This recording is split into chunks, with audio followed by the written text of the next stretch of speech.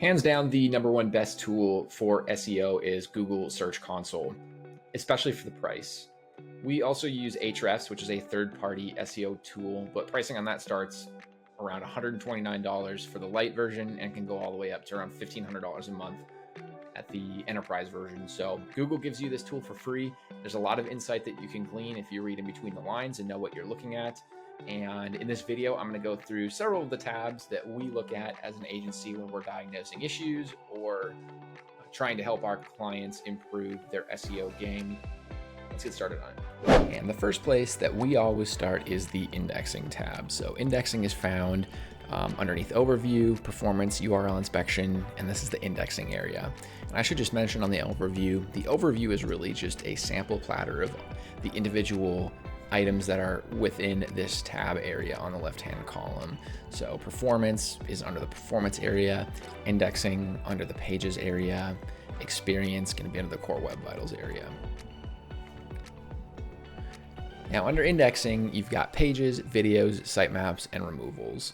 The two most important tabs, at least to the work that we do, is going to be under pages and sitemaps. So let's start with pages. So when you click on pages, it will bring you to a area here that will show you how many of your current pages on the website are indexed versus not indexed. And it might be helpful to do a little bit of a definition as far as what indexing is. And I did a couple searches online and found a great resource from ecreativeworks.com. Just want to make sure I cite my source here. And the way that indexing works is Google searches the internet and finds content that they deem worthy to actually store and be ranked in google.com. And so they analyze the page content. If they decide, yes, we want to keep that, they will store it in the index, which is basically just a database. And then that data can be both sent and fetched from the index as user queries are entered. And there's a ranking algorithm in the middle that decides what content sits where, what content goes in the number 1 position, what content goes at number 50. That's all decided by the ranking algorithm. But before we even get to that point, you have to be in the index. It's impossible to rank if you aren't indexed. And so that's why I always start in Search Console on the indexing tab, because if a page is not indexed, it will not show up in search, no matter how many times you search. In this tool, Google splits on this graph between indexed and unindexed pages. Obviously the index is in green, the not indexed is in gray. And there's a lot of reasons why things may not be indexed. So let's actually start in that section first. So the first section, if you click on this tab, that will lead you to the indexed pages, or the set of pages that are included in the database. And then they have a whole section here dedicated to why your pages might not be indexed. And I am working on tideeffect.co, which is a short-term rental page that we manage, that they do short-term rentals, but they also produce a lot of local content related to the different stays that they have in the Navarre, Florida area. So as we go through this report, you'll see that pop up. Well, there are a lot of reasons that pages may not be indexed. There are a handful that are important to us. Alternate page with proper canonical tag, I would disregard. That means that there is another page that is the canonical page for whatever you're viewing. So if you have two pages that are almost identical, you really only want one to show up in Google. Otherwise, they're going to end up conflicting with each other. It's called keyword cannibalization. And so what you can do in your software is say, okay, I have page A and page B. Page A, I want to make the primary page, and so therefore any reference to B should automatically go to A. That's what a canonical tag is. Page with redirect, if there's a redirect involved, say you had an existing page and you didn't need it anymore and you decided to redirect to your home page, that's considered a redirect. And if Google finds that somewhere in your sitemap, they'll note that here of why that page is not indexed, because there's nothing on it. Excluded by no index tag, there are certain pages that you can purposely exclude from being indexed, and that would be things like the privacy page or the terms page on your website. These two are the most important, or the ones that I will usually look at. If we have a specific page that you launched on your website and you're like, why is it not ranking? Why is it not showing up in search? This is usually the area that they get stored in. It's either crawled, currently not indexed, or discovered, currently not indexed. And they both have slightly different meanings, but one broad meaning, which means Google has found your website, it's found the specific page, but it's decided, you know what, it's not quite worthy to be included in our index quite yet. Maybe someday, but not right now. So it really is almost the purgatory of the unindexed section. And you can click into any of these categories to see details on what is being indexed, what is not being indexed. You can see right now, property details and vacation rentals booking are pages that have been discovered by the Googlebot, but have not been included in the index. So you wouldn't be able to find these pages in Google search. Crawled, currently not indexed, is also a very similar category. And there's a couple of these that are real pages. So tideeffect.co/place/Air Force Armament Museum. One of the content pieces that is core to this website is a listing of a bunch of different local businesses. There's basically a business directory built into this website. And some of those places, for whatever reason, just didn't get included in the index. So now let's move on to the pages that are indexed, and they're going to be under this tab here, View Data About Indexed Pages. And this will show all of the pages that can be found in Google search. And if you drop down the caret here, you can view all of them at the same time. This is really useful because you can diagnose significant issues with your ranking if you discover that, yes, it's indexed, but it's not ranking for the terms that I want. That means that there's a content problem or a linking problem on your site. If you have thousands of URLs, one of the ways that you can quickly navigate through this is by checking this URL button, and then you can filter. So let's say going back to the first example that I brought up of the place directory that is listed on this site, if I type in place, and I click done, it will pull all of the URLs that have /place listed. Very useful for finding a specific page. The really big use case here with this indexing section is to make sure and to diagnose any issues before you even get to ranking. You need to make sure that it can rank. And so if you are working on a page and you can't get it to rank or you can't figure out why it's not ranking, well, check the indexing. If it's not indexed, you'll never be able to find it. It's impossible. One other quick tip as well that you can use to cross-check if something is indexed is by using the site::operator. So 2 ways to find if a page is indexed. Number 1 is you can look in the indexing report here. There's also a second way that you can find if a specific page is indexed in Google is by using the site::operator in your search box. If you go up here to your search box, you type in site:, and then whatever your URL is, so in this case, tideeffect.co, and hit go. Whatever is listed here in search is what is indexed in Google.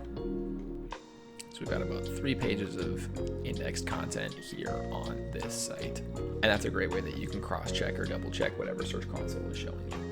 And even if you don't have Search Console set up, this is a way that you can use Google to see what pages are indexed.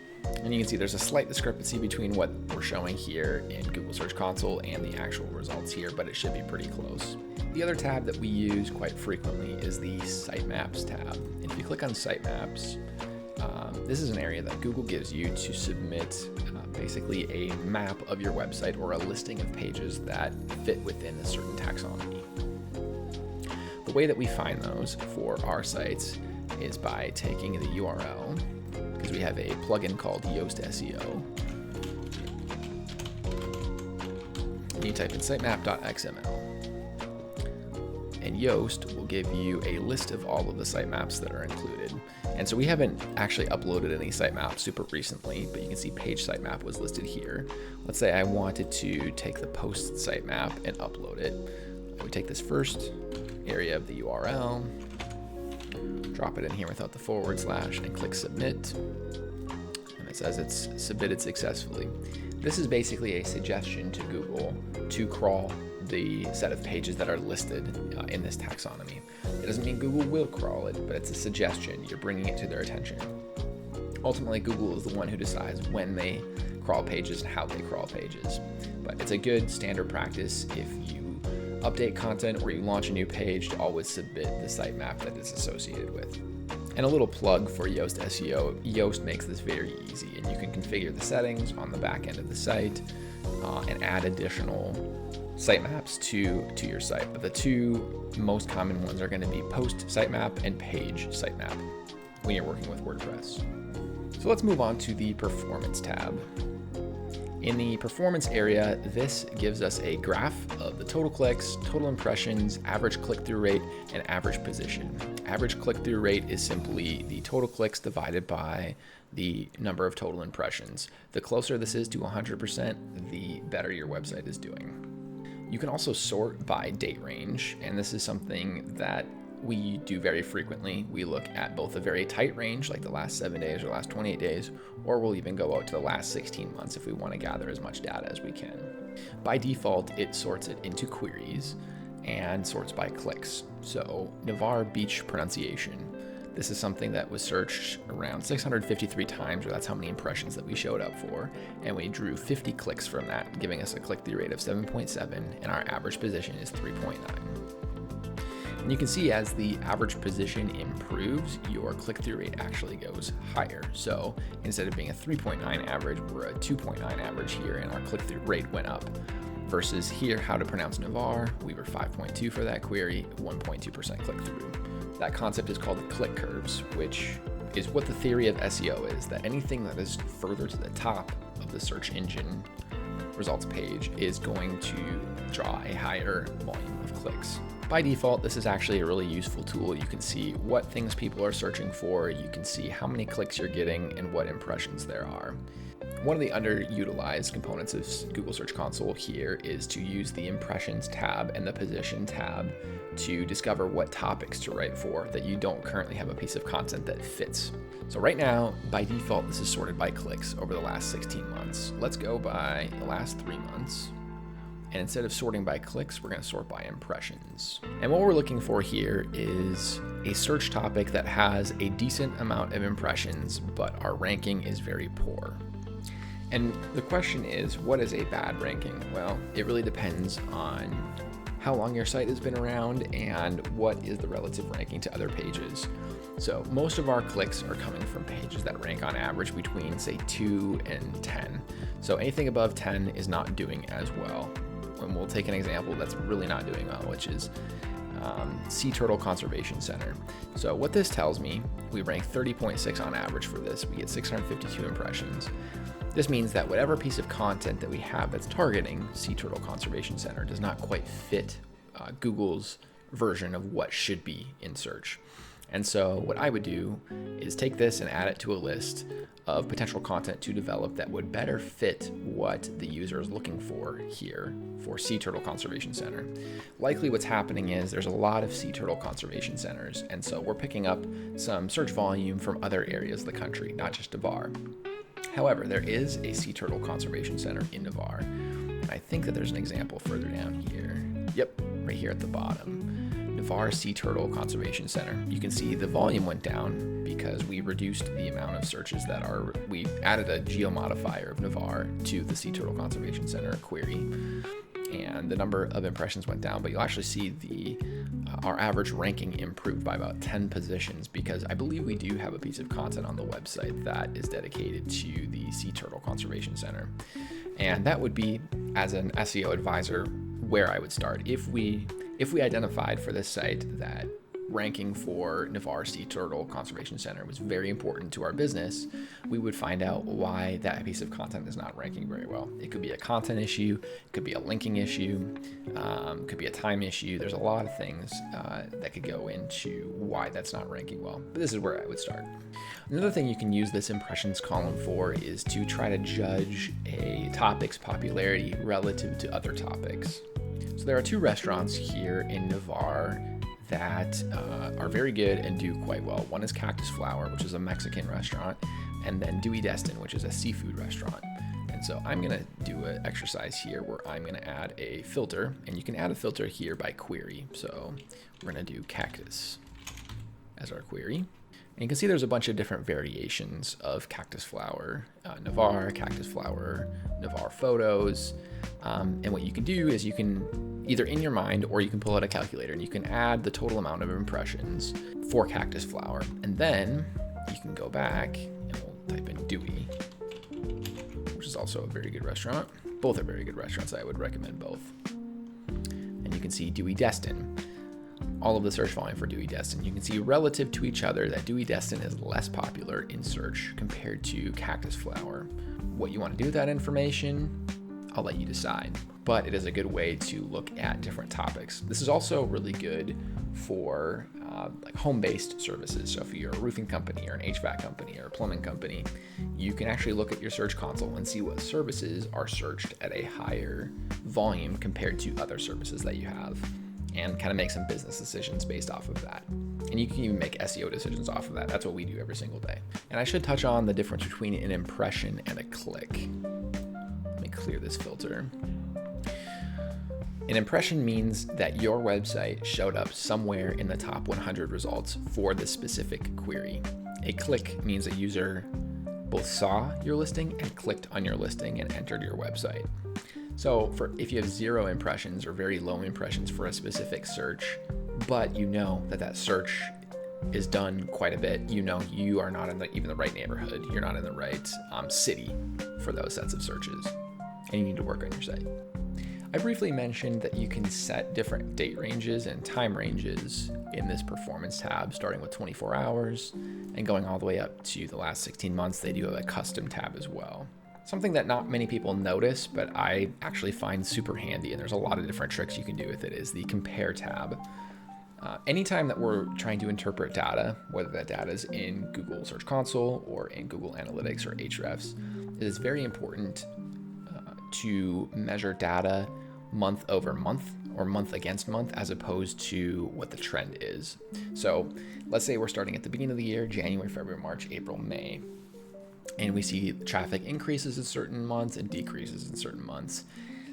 That can be useful if you're trying to look at seasonality in your business, but that's really not a good gauge of whether or not you're improving in SEO. You really need to compare one year to the previous year. So compare January 25 to January 24, and whatever the difference is between those two numbers as far as traffic goes, that is, or ranking goes, that is going to be your level of improvement. So let's compare the last 3 months here, year over year. If we select this right here, so it's going to compare the last 3 months to the previous 3 months. And what this allows us to do is it allows us to see, are we improving on certain queries? So Navarre Beach pronunciation, you can see in 2025 we drew 10 clicks. In 2024 for the same 3-month period we drew 11 clicks, so we're down about a click. When we look at impressions, 134 in 2025 to 144 in 2024, so we're down about 10 there. Same thing here with Navarre Beach Sea Turtle Conservation Center tickets. I don't know if we actually do have a page on the website dedicated within the business directory area to the Navarre Beach Sea Turtle Conservation Center. And so that must have been added at some point late 2024. And after we added that, that's when it actually showed up in search, and that explains the difference in impressions. So in 2024, we had no impressions for this query. In 2025, we had nearly 1,300. We have nearly 1,300 impressions. So that's a content thing. That's not a behavior thing. Cactus Flower Navarre, same thing. You can see impressions from 2025 and impressions from 2024. Remarkably similar, actually 2,400 searches a month on both. And actually, if you do it right, you can spy on your competitors this way by launching a page that targets certain keywords, and you can monitor their level of popularity. Navarre Beach, interesting again, nearly the same amount of search year over year. More people, it looks like, how to say Navarre, this is the query. More people are trying to search for how to say Navarre this year as opposed to last year. And at the top here too, I should mention that they give you this graph, and when you're in the comparison mode, this is a really good way to see broad sweeping trends for your website. Are you improving? Are you not improving? And I'm going to work through all of these different pieces of data, starting with average position. So average position number 1 is the best, position 100 is the worst. So the smaller the number, the more improvement. In the last 3 months of 2024, we had an average position of 23.6. So on average, we were 23.6 spots down from the number 1 position in Google. In 2025, we improved that to 17.8. So as a broad SEO metric, things are moving in the right direction for this particular website. However, if you notice, our CTR has gone way down, 2.4% over the last 3 months of 2024 to 0.04 over the last 3 months of 2025. A couple reasons for this. That could be changing in what queries were targeted. It could be we dropped out of a certain amount of positions for a specific keyword. I think this is likely due to a rise in Google AI and the featured snippets. So it used to be back in the day that you could, even recently, you could rank a website and it would still draw a click for a specific search because they had to enter your website in order to get their question answered. But now, you've probably seen the AI overview in Google. and they suggest an answer within the Google AI overview. And so the user never actually has to click into a website to get their question answered. That's a big reason why a lot of click-through rates have gone down across all websites recently. Although in the case of this particular website, there's some other reasons for that too that I'm not going to get into. Total impressions, we've actually improved a ton on total impressions, which could actually explain the delta between these two numbers. So we had access to less searches in 2024 compared to 2025. So that's kind of polluting this number a little bit. And that is probably a third tertiary reason why the CTR is down. And level of clicks, remarkably consistent between both. And that's because this website has been running pretty much on autopilot with the content that was generated in 2024. You can change the search type as well to image, video, or news, depending on what's important to you. For 99% of what I do, I stay in the web category because the businesses that we work with, are primarily working on the website, not as much on the image or video side. If you have a news company, this news tab would be worth checking out. I briefly mentioned it in an example before, but I'm going to mention it again, that you can filter all of these queries by selecting filter and queries. And this is a really great way to find if there are particular keywords that keep coming up, or if you just want to check your average position. So really core to this website is the rental business. And so I'm going to type in rental as the keyword modifier to draw a list of keywords here that people are searching. Navarre beach rentals by owner, Navarre vacation home rentals, all very important keywords. And we can see how many clicks we're drawing from those particular keywords, what kind of search volume is going on over the last 3 months, and then what is our position in search. Now, the owner of this website has stepped away from doing a lot of these beach rentals. And so the website has really been repurposed to be a content website more than a rental website. So I am definitely expecting these clicks to not be here as much as they had been in the past, but we're still getting some good impressions, and you can kind of see, get a general feel for what the vacation rental market is in Navarre. And again, you have to unsort here and to see all of the different variations. And sometimes you'll show up for things that you really don't need to show up for example, truck rental Navarre. TideEffect.co has never been involved in truck rental, but for whatever reason, Google did include that in the index. And that's just part of the noise that you're going to have to filter out when you're analyzing this from an SEO perspective. And the more time that you spend in the performance tab, the better feel you'll have for the different variations that people are searching and what's going on in search.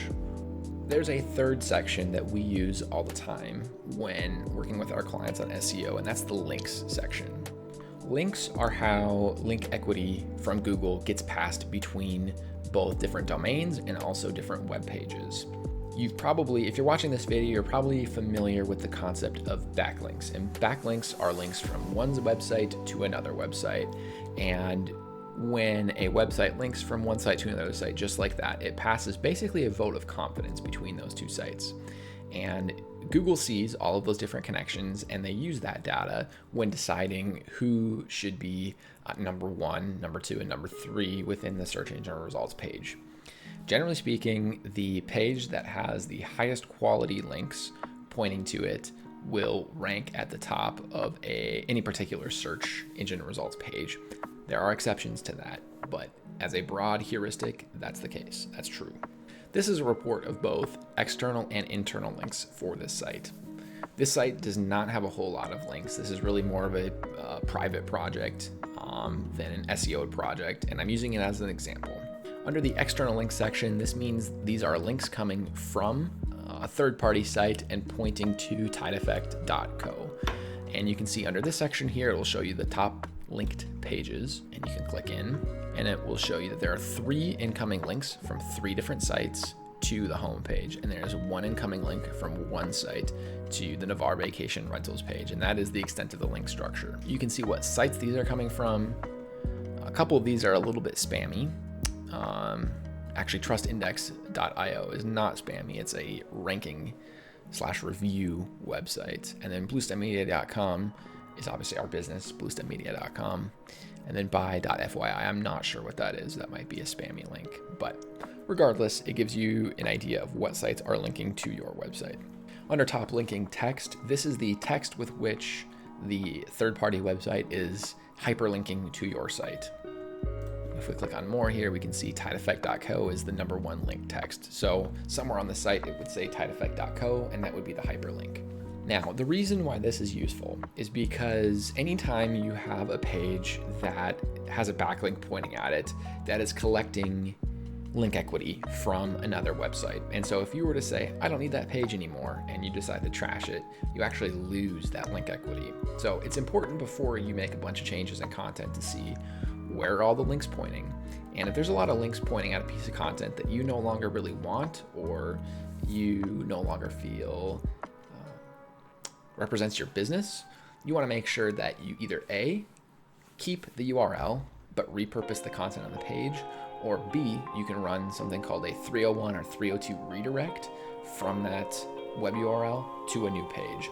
You'll lose some of the link equity in that process, and I think it retains about 70% of the link equity when you run that redirection. So there's a little bit of a degradation that happens, but you want to make sure to do that. Otherwise, if you just unhook the page, or you trash the page in your web builder, you'll lose all of the link equity, and you could even see an impact in your Google rankings. There's another tool that they provide. This is internal links. So these are pages that link to and from themselves. You can see tideeffect.co has got 54 links pointing at it, which makes sense because it's the home page. And the privacy and terms page is because the privacy and terms is at the footer of all pages that we have on the site. You can also use this in a similar fashion if you're trying to rank a certain page. You can work on your internal link structure to try to drive more internal links to a specific page. And there's a whole set of considerations with that. That's just broad advice, but it's a great tool to use that Google Search Console gives you access to. In a couple places, they also give you access to export external links as well, I believe as a CSV. It's a great tool as well. I've never run into any issues with this, but under the security and manual actions area, you can check and see if Google has taken any effort against your website or taken any action against your website. Sometimes we'll have manual reviewers go through and do quality control checks, and if you don't pass those, they will let you know, or if there's any security issues that they detect. That could have a pretty big effect on your ranking as well. So you just want to make sure to check on these every once in a while, but I've personally never experienced a website that's had issues in either of these two areas. I'm going to save the rest of these tabs for a different video, but those are really the core tabs or the core areas that we focus on when we pop into a Google Search Console report to try to figure out what's going on and what is happening with your website. If you want help going through your Search Console, or you just need help with a website, or you need help with SEO, please reach out to us at bluestemmedia.com. We'd love to help you out. And we are great with working with small businesses and organizations who just need a little bit of assistance on SEO.